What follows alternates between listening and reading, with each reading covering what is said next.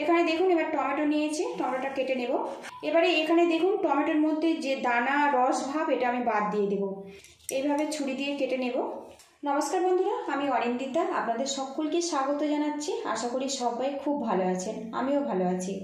আজকের মুড়ির খুব ইউনিক একটা রেসিপি আপনাদের সাথে শেয়ার করব। তার জন্য এখানে দেখুন 4 বাটি পরিমাণে মুড়ি নিয়েছি, আর নিয়েছি 2টো পাকা টমেটো, একটা মিডিয়াম সাইজের পেঁয়াজ নিয়েছি, আর নিয়েছি 3টে কাঁচা লঙ্কা। নির্দিষ্ট কোনো মান নয় বন্ধুরা, এগুলো আপনারা কম বেশি করে নিতে পারেন। আগে থেকে পেঁয়াজ আর টমেটোটা কিন্তু আমি ভালো করে ধুয়ে পরিষ্কার করে নিয়েছি। এবারে এখানে দেখুন ছোট ছোট সাইজ করে কেটে নেব। একটু ছোট ছোট সাইজ করে কেটে নেব। আর বন্ধুরা, এই রেসিপিটা কিন্তু যাদের খুব ঘন ঘন খিদে পায় কিংবা অল্প খিদেতে এই রেসিপিটা কিন্তু বানিয়ে নিতে পারবেন। অনেকেই মুড়ি খেতে একটুও পছন্দ করেন না, আজকের রেসিপিটা কিন্তু খুবই কাজে আসবে তাদের জন্য। এটা খুব ঝটপট বানানো হয়ে যায় আর খুব মুখরোচক একটা রেসিপি। আর বন্ধুরা, আমি সবসময় চেষ্টা করি ঘরে থাকা সামান্য উপকরণ দিয়ে দারুণ দারুণ রেসিপি শেয়ার করার জন্য। পেঁয়াজগুলো এইরকম শেপ দিয়ে আমি কেটে নিচ্ছি, দেখুন।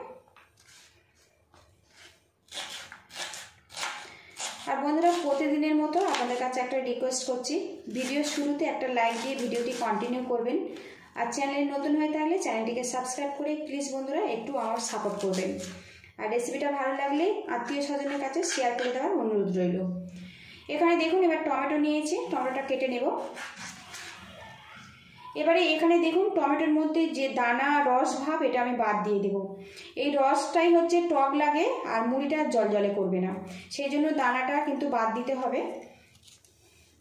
এইভাবে ছুরি দিয়ে কেটে নেব। এটা আপনারা অন্য কাজে ব্যবহার করতে পারেন।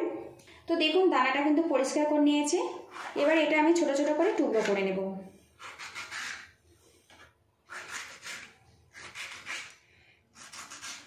তো আমি এইরকম শেপ দিয়ে কেটে নিয়েছি, দেখুন। এখন সিজনের টমেটো অনেক বেশি কিন্তু সুস্বাদু বন্ধুরা। এই টমেটো কিন্তু শক্তও নয় আবার খুব বেশি টকও নয়, খেতে কিন্তু খুবই ভালো লাগে। এইভাবে আমি টমেটোর দানাটা পরিষ্কার করে নেব।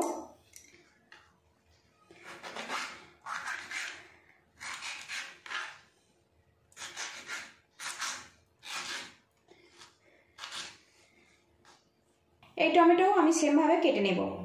এখানে 3টে লঙ্কা নিয়েছি, ছোট ছোট করে কেটে নেব। এখানে একটা প্যান গরম করে নিয়েছি, এর মধ্যে দিয়ে দেবো 1 টেবিল স্পুন সরিষার তেল। আর অবশ্যই সরিষার তেল দিয়ে এই রেসিপিটা বানাবেন, এতে স্বাদ কিন্তু অনেক বেশি ভালো হবে। আপনারা চাইলে বাটার কিংবা ঘিও ব্যবহার করতে পারেন, তবে সাদা তেল ব্যবহার করবেন না।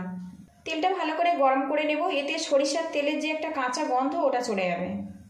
এবার এর মধ্যে দিয়ে দেবো কেটে রাখা পেঁয়াজ, দিয়ে দেবো কাঁচা লঙ্কা। হালকা হাতে নাড়াচাড়া করে নেব। পেঁয়াজটা কিন্তু এখানে হালকা করে ভাজতে হবে। পেঁয়াজটা দেখুন হালকা করে নাড়াচাড়া করে নিয়েছি। এবারে এর মধ্যে দিয়ে দেব টমেটো। টমেটো একটু নাড়াচাড়া করে নেব। এখানে কিন্তু টমেটো কোনোভাবে গলবে না, একটু শক্ত শক্ত থাকবে, সেইভাবে রেডি করতে হবে। টমেটো আর পেঁয়াজটা নাড়াচাড়া করে নিয়েছি। আর এখন দেখুন হালকা হালকা ভাজা হয়ে গেছে, কিন্তু বেশ শক্ত শক্ত আছে, এইভাবে রেডি করতে হবে। একটা সাইড করে দিয়েছি। এবারে এখানে দেখুন দিয়ে দেব ডিম। আপনারা 1-2টো ডিম ব্যবহার করতে পারেন, এখানে আমি একটা ডিম ব্যবহার করলাম। এর মধ্যে দিয়ে দেবো স্বাদ মতো লবণ, সবজির মধ্যেও একটু দিয়ে দিলাম। মুড়ি এখানে ব্যবহার করব, মুড়ির মধ্যে কিন্তু এক্সট্রা লবণ থাকে, সেই জন্য এক্সট্রা করে লবণ কিন্তু এর মধ্যে দেওয়ার দরকার নেই। ডিমটা একদম ঝুরো ঝুরো করে নেব। ডিমের পরিমাণটা বাড়িয়ে দিলে মুড়ির এই নাস্তাটা খেতে কিন্তু খুব ভালো লাগে। আর বন্ধুরা, রেসিপিটা অবশ্যই বাড়িতে এইভাবে ট্রাই করবেন, কেমন হয়েছে কমেন্ট বক্সে জানাবেন। এদিকে দেখুন ডিমটা কিন্তু ঝুরো ঝুরো করে নিয়েছি। এখানে সামান্য হলুদ গুঁড়ো ব্যবহার করব, দিয়ে দেবো কিছুটা ধনেপাতা। এবার এগুলো একসঙ্গে ভালো করে মিক্স করে নেব। ভালো করে মিক্স করে নিয়েছি। এবার এর মধ্যে দিয়ে দেবো মুড়িটা।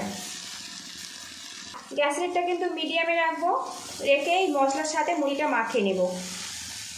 মুড়ি চানাচুর কিংবা মুড়ি দিয়ে তরকারি কিংবা মশলা মুড়ি তো আপনারা খেয়েছেন, একবার কিন্তু এইভাবে বানিয়ে দেখতে পারেন, আশা রাখছি ভালো লাগবে। আজকের মুড়ির এই রেসিপিটা যদি ভালো লাগে তো বন্ধুরা একটা লাইক দিয়ে চ্যানেলটিকে সাবস্ক্রাইব করে প্লিজ বন্ধুরা একটু সাপোর্ট করবেন। আর মুড়িটা একটু গরম করে নিলে কিন্তু অনেক বেশি মুচমুচেভাবে তৈরি হবে। তো বন্ধুরা, গ্যাস রেটটা কিন্তু আমি বন্ধ করে দিয়েছি। মশলার সাথে মুড়িটা বেশ ভালো করে মাখিয়ে নিয়েছি।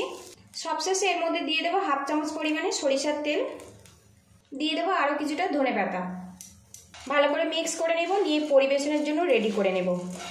আর বন্ধুরা রেসিপিটা যদি ভালো লাগে একটু শেয়ার করে দেওয়ার অনুরোধ রইল।